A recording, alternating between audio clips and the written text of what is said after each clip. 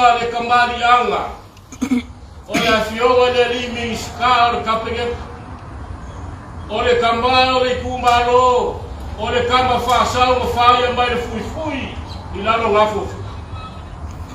Se fa le ole finga ngalo le kumalo malufi upu fayo malo. Ale upu mongi. Olo ko fai la fionga le mingiska. Olo ko fai ale ya lufi maleku malo ke. Ale bago ngofo lufi makua.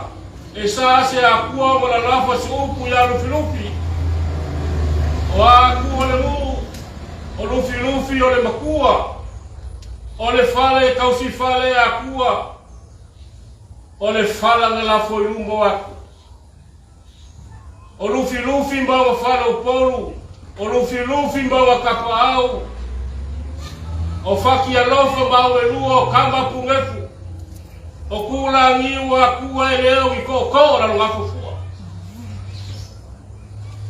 O kapa au e kausi lufi le safa inga mariko ongo. Ayale mamalu le pumu.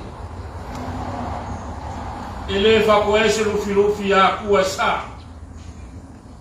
Ale susunga kukasi e kausia akua masambo akoa. Ai kausi papai upapa. Ele avesea le fai lufi maleku malole. Ai makua ku le paia la fai malole. A fai o fa foma mai la ko. O lo fia le lafo fa makala kuskusia. Al ku ala lufi.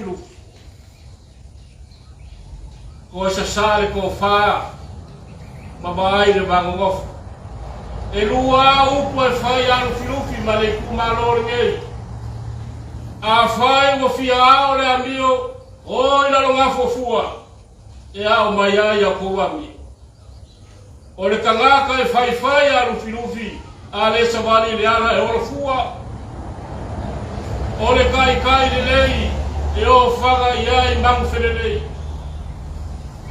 Ole kai le lei, o lalo sai ai maloa ele fou malo,